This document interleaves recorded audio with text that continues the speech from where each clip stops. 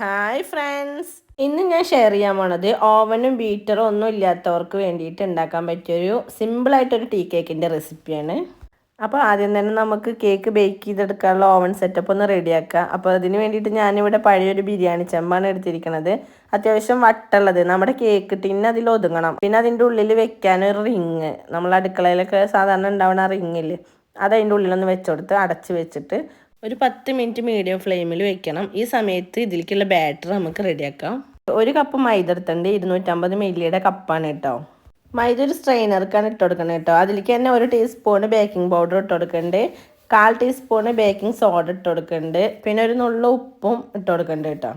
ഇനി ഇതെല്ലാം കൂടിയിട്ട് നന്നായിട്ടൊന്ന് അരിച്ചെടുക്കുന്നുണ്ട്. 3 പ്രാവശ്യം ഇതുപോലെ തന്നെ റിപ്പീറ്റ് ചെയ്യണം. നമ്മളെടുത്ത് വെച്ച പൊടികളിലൊക്കെ കട്ട ഉണ്ടെങ്കിൽ അതൊക്കെ ഒന്ന് ഉടയാനും പിന്നെ എല്ലാം നന്നായിട്ടൊന്ന് മിക്സായി കിട്ടണം. കേക്ക് നന്നായി പൊന്തി കിട്ടണമെങ്കിൽ എല്ലാം നന്നായിട്ടൊന്ന് മിക്സായിട്ട് തന്നെ കിട്ടണം. അതിന് വേണ്ടിയിട്ടാണ് നമ്മളിങ്ങനെ 3 പ്രാവശ്യം ചെയ്തെടുക്കണം കേട്ടോ. ഇനി ഒരു മിക്സിയുടെ ജാർ എടുത്തിട്ട് അതിലേക്ക് 1 കപ്പ്, നമ്മൾ മൈദ അളന്നെടുത്തില്ലേ അതേ കപ്പിൽ തന്നെ 1 കപ്പ് പഞ്ചസാര അതിലേക്ക് ഇട്ട് കൊടുക്കുന്നുണ്ട്, 1 ഗ്രാമ്പു, ഒരു ചെറിയ പീസ് പട്ട, പിന്നെ ഒരു 3 ഏലക്കായുടെ തൊലിയൊക്കെ മാറ്റിയിട്ട് അതിൻ്റെ ഉള്ളിൽ അതെടുത്തിട്ട് അതും കൂടി ഇതിൽ ഇട്ട് കൊടുക്കുന്നുണ്ട്. നല്ലൊരു ഫ്ലേവർ കിട്ടാൻ വേണ്ടിയിട്ടാട്ടോ നമ്മളിങ്ങനെ ചെയ്യണത്. ഇനി ഇതെല്ലാം കൂടി നന്നായിട്ടൊന്ന് പൊടിച്ചെടുക്കുന്നുണ്ട്. ഇനി കുറച്ച് വലുപ്പമുള്ള ഒരു ബൗൾ എടുത്തിട്ട് അതിലേക്ക് ഞാൻ ബട്ടർ ഇട്ട് കൊടുത്തിട്ടുണ്ട്. 100 ഗ്രാമാണ് എടുത്തിരിക്കുന്നത്. അത് ഫ്രിഡ്ജിൽ വെച്ച് ഒന്നും എടുക്കല്ലേ, തണുപ്പൊന്നും ഇല്ലാത്ത നല്ല സോഫ്റ്റായ ബട്ടർ തന്നെ വേണം. ബട്ടർ നന്നായിട്ട് മിക്സ് ചെയ്തെടുക്കുന്നുണ്ട്. ഇതുപോലെ വിസ്ക് ഉണ്ട് അത് വെച്ചിട്ട് ചെയ്യുക. അതില്ലാത്തവരെ വെച്ചാൽ മരത്തിൻ്റെ തവിയോ അല്ലെങ്കിൽ സ്പൂണോ എന്തെങ്കിലുമൊക്കെ വെച്ചിട്ട് നന്നായിട്ടൊന്ന് സോഫ്റ്റ് ആവണവരെ ഒന്ന് മിക്സ് ചെയ്തെടുക്കുക. ഇതിപ്പോൾ നന്നായി സോഫ്റ്റായി വന്നിട്ടുണ്ട്. അപ്പോൾ ഇതുപോലെ കായി കഴിഞ്ഞിട്ടുണ്ടെങ്കിൽ പിന്നെ നമ്മൾ എടുത്ത് വെച്ച പഞ്ചസാരയില്ലേ പൊടിച്ച് വെച്ചത്, അതിലേക്ക് ഇട്ട് കൊടുക്കുക. കുറേശ്ശായിട്ട് ഇട്ട് കൊടുത്തിട്ട് ഒന്ന് നന്നായിട്ട് ഇത് രണ്ടും കൂടി ഒന്ന് നന്നായിട്ട് മിക്സ് ചെയ്തെടുക്കണം. ഇപ്പം നല്ലോണം മിക്സായി വന്നിട്ടുണ്ട്. ഇനി 3 മുട്ടയാണ് ഇതിലേക്ക് ഒഴിച്ചു കൊടുക്കുന്നത്. അത് ഓരോ മുട്ടയായിട്ട് ഒഴിച്ചു കൊടുത്തിട്ട് മിക്സ് ചെയ്തിട്ട് എടുക്കുകയാണ്. ഇങ്ങനെ ഓരോ മുട്ടയിട്ട് മിക്സ് ചെയ്തെടുക്കുന്ന സമയത്ത് 1 ടീസ്പൂൺ വാനില എസൻസും കൂടി ഒഴിച്ചു കൊടുക്കുന്നുണ്ട് കേട്ടോ. അതും കൂടി ഇതിൻ്റെ കൂടെ ഇട്ടിട്ടൊന്ന് മിക്സ് ചെയ്തെടുക്കുന്നുണ്ട്. മുട്ട നന്നായി മിക്സായി വന്നിട്ടുണ്ട്. ഇനി നമ്മൾ നേരത്തെ അരിച്ച് വെച്ച മൈദ ബേക്കിംഗ് സോഡ ഒക്കെ ഇല്ലേ, അത് ഇതിൽ കുറേശ്ശായിട്ട് ഇട്ട് കൊടുക്കണം.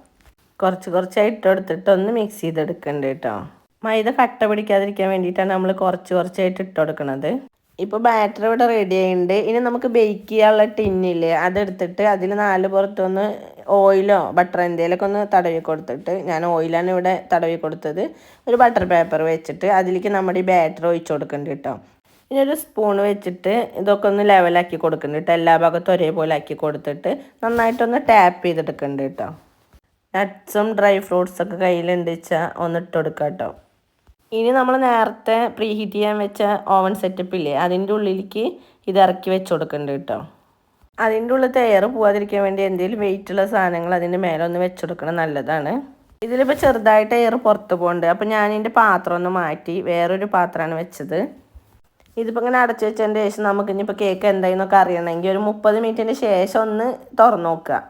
അപ്പോൾ നമുക്ക് ഏകദേശം അതിൻ്റെ ഒരു രൂപം കിട്ടുമല്ലോ. അപ്പോൾ ഇനിയിപ്പോൾ ഒരു 30 മിനിറ്റ് ആയിട്ടുണ്ട്. അപ്പോൾ ഞാനൊന്ന് തുറന്ന് നോക്കുന്നുണ്ട്. കേക്ക് നല്ലോണം പൊന്തിയിട്ടൊക്കെ വന്നിട്ടുണ്ട്, പക്ഷേ വെന്തിട്ടില്ല. അപ്പോൾ ഞാനൊന്നും കൂടി അടച്ച് വയ്ക്കുന്നുണ്ട്. ഇനിയിപ്പോൾ ഒരു 45 മിനിറ്റ് ആയപ്പോൾ ഞാൻ ഒന്നുകൂടി ഒന്ന് തുറന്ന് നോക്കുന്നുണ്ട്. ഇപ്പോൾ നമ്മുടെ കേക്കൊക്കെ ആയി വന്നിട്ടുണ്ട് കേട്ടോ. ആദ്യം എടുത്ത് വെച്ച ഓവൻ സെറ്റപ്പ് എയർ പുറത്ത് പോയ കാരണം ഞാൻ മാറ്റിയിട്ട് വേറെ ഒന്നാക്കിയല്ലോ. ആ സമയത്ത് ക്യാഷ്യൂനട്ടൊക്കെ അടിയിലേക്ക് പോയേക്കണം. ഇനിയിപ്പോൾ ടൂത്ത് പിക്കോ അതുപോലത്തെ എന്തെങ്കിലും ഉണ്ടെങ്കിൽ ഇതുപോലെ ഒന്ന് കുത്തി നോക്കിയിട്ട് അതും ഒന്ന് കേക്കിൻ്റെ ബാറ്റർ ഒട്ടിപ്പിടിക്കണ്ടോ നോക്കുക. ഒട്ടിപ്പിടിക്കണില്ലെങ്കിൽ കേക്ക് റെഡി ആയിട്ടുണ്ട്. ഇപ്പോൾ ഇതിലൊന്നും ഒട്ടിപ്പിടിക്കണില്ല. അപ്പോൾ നമ്മുടെ കേക്ക് ഇവിടെ റെഡി ആയിട്ടുണ്ട്. ഒന്ന് ചൂടാറിയതിൻ്റെ ശേഷം ഇതൊന്ന് അടർത്തിയെടുക്കുന്നുണ്ട് കേട്ടോ. ഇനിയിപ്പോൾ നല്ലോണമൊക്കെ ചൂടാറിയതിൻ്റെ ശേഷം ഒരു 2 മണിക്കൂറൊക്കെ കഴിഞ്ഞിട്ട് ഇത് കട്ട് ചെയ്തെടുത്താൽ മതി കേട്ടോ. ഇത്ര സിമ്പിളായി കേക്കിൻ്റെ റെസിപ്പി എല്ലാവർക്കും ഇഷ്ടമായില്ലേ? അപ്പോൾ ഇഷ്ടമാവച്ചതുപോലൊക്കെ ഉണ്ടാക്കുന്ന സമയത്ത് ഒന്ന് കമൻറ്റ് ചെയ്യണം കേട്ടോ. അതുപോലെ സബ്സ്ക്രൈബ് ചെയ്യാതെ കാണുന്ന ആരെങ്കിലും ഉണ്ടെച്ചാൽ ഒന്ന് സബ്സ്ക്രൈബ് ചെയ്ത് കൂടെ കാണുന്ന ബെൽ ബട്ടണിൽ ഒന്ന് പ്രസ് ചെയ്യണം കേട്ടോ. കൂടെ തന്നെ ലൈക്കും ഷെയറും ചെയ്യണേ. താങ്ക്